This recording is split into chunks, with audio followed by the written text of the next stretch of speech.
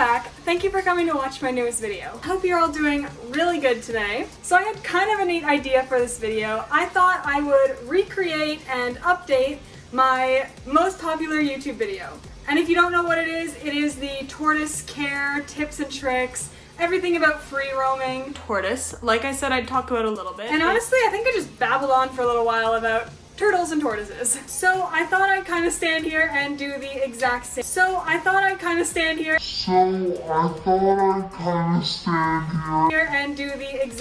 As we know, information changes a lot, especially in the reptile hobby. It is constantly getting upgraded and newer, better information is coming out. So some of the tips that I gave people 2 years ago or 3 years ago about keeping tortoises may not actually be correct information anymore. It might be outdated and there is something new that replaced it. So just in case something like that happened, I figured I would update it. And I also wanted to cover that in this video, I'm gonna mostly be talking about redfoot tortoises. I do only own one tortoise and that is a redfoot. When I'm talking about housing, feeding, taking care of tortoises, and I'm referring to exactly how to do it, some specifics, I just want you to know that I am referring to the husbandry needs and everything of a redfoot tortoise. Alright, so why don't we start with some pros and cons about tortoises and just having a pet tortoise at all. So some of the things that I really like about keeping a tortoise is, for one, she is so social.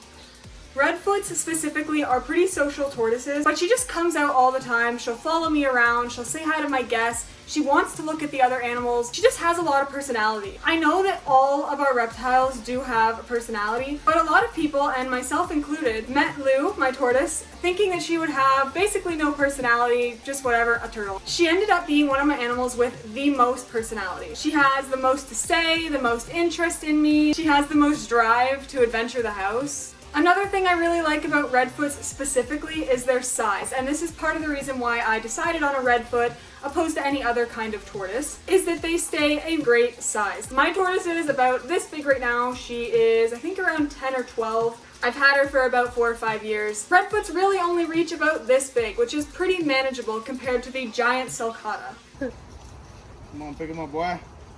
Ooh.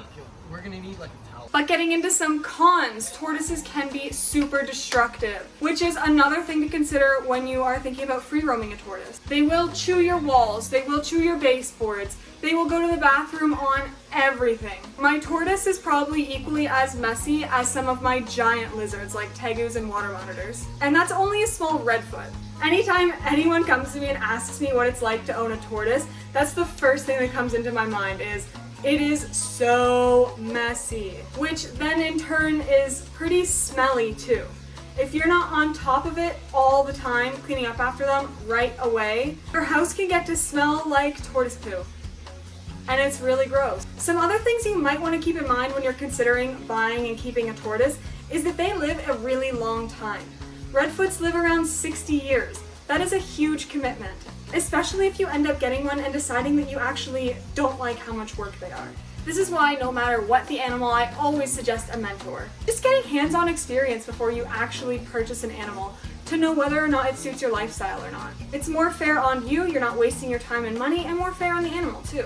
Tortoises also have very specific husbandry requirements. Each type of tortoise is a little bit different, but they will require a certain amount of heat, as in a hot spot, somewhere to bask. They need a certain amount of humidity. Redfoots, for example, have pretty high humidity needs. They need a very special diet, and each one is different. If you do keep a redfoot, they have protein in your diet. A lot of people don't really expect that tortoises need to eat meat as well. Not to mention they need UVB light, and a lot of it.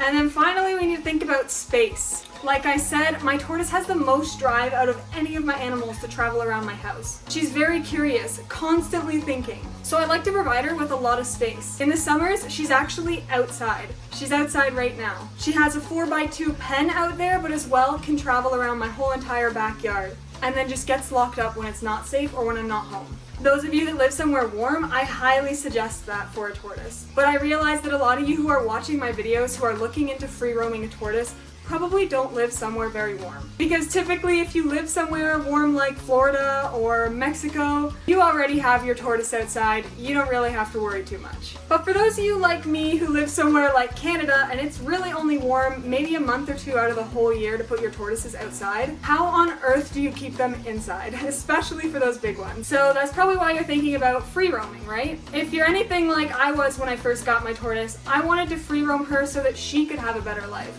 I wanted her to have more space. I wanted her to be able to adventure, to roam around, to really get that brain working. So now that I've told you that tortoises have all these special husbandry requirements, how on earth do you free roam them? It's because there's a right way and a wrong way to do free roaming. Obviously, the wrong way is just expecting your animal to adapt to the husbandry of your house.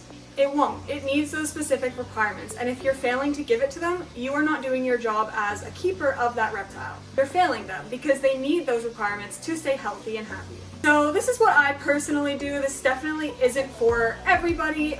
Pick and choose what works best for you. However, during the colder months when Lou is not enjoying my beautiful backyard, she comes inside. She does not free roam my whole house. This is because I have 2 dogs and a cat, and they free roam my whole entire house. And I'm just not comfortable with my reptiles and my dogs and my cat interacting. So that would be the first thing. If you have other pets, I personally don't recommend having the 2 together. If you're still looking to free roam a tortoise, have separate spaces. If you don't have a spare room that you could use for free roaming your tortoise, or don't want to put him in your bedroom or something, you're gonna have to build a cage. And if they're gonna be in that cage for 8 months out of the year or more, I typically suggest at least a 6x4 for a redfoot tortoise. Change that depending on the size of your tortoise, their personal needs. I am actually going to be building a brand new outdoor enclosure for Lou and a lot of my other animals, so don't forget to stay tuned for those videos. I'm moving to a brand new property and I'm so excited. However, back to it. So for me, the room that I use to free roam my tortoise is my reptile room. So now that you have a room to put her in, how do you prepare that room? The very first step that is super important is you're going to want to get rid of any hazards. So anything sharp, anything that maybe they could eat, or something that they might destroy that you would rather they didn't destroy. You might want to put some sort of covering on the floor so that the tortoise pee doesn't get into your floor. You can clean it up really easily. Now that you have a room that is completely risk-free, nothing they can knock over, get into, nothing that can harm them, you can start setting it up to meet all of your tortoise's requirements. I have seen before where some people made the entire room into an enclosure, like they put substrate all over the ground, they had plants in there, just lights right on the top. Totally doable. The only issue that I see with that is that the room may get some molding issues. I'm not sure. I'm not somebody who works in construction. But to protect the house, I built a cage in there for her. I started out with a 4x2. I slowly started upgrading. She now has an 8x3 she can use in there in the winter. You have a safe room and you have a cage now in it. In this cage, however, you're going to set it up to have the proper requirements. You're going to have your UVB lights, you're going to have your basking spot with the proper heat, you're going to have the proper humidity. You're probably going to want some substrate in there, maybe an eating spot. You're definitely going to want a walk-in water dish. A lot of tortoises end up quite sick because they actually don't drink enough or get quite enough humidity and liquid.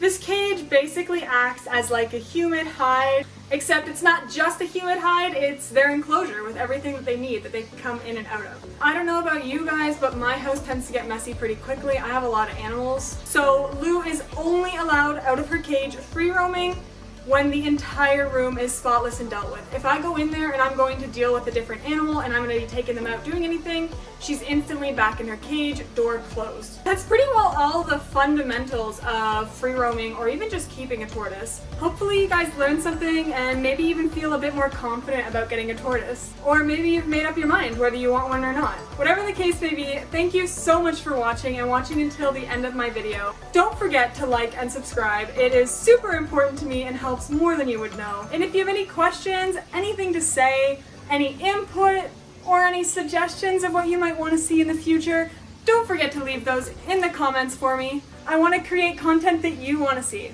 Thank you so much for watching, guys, and until next time.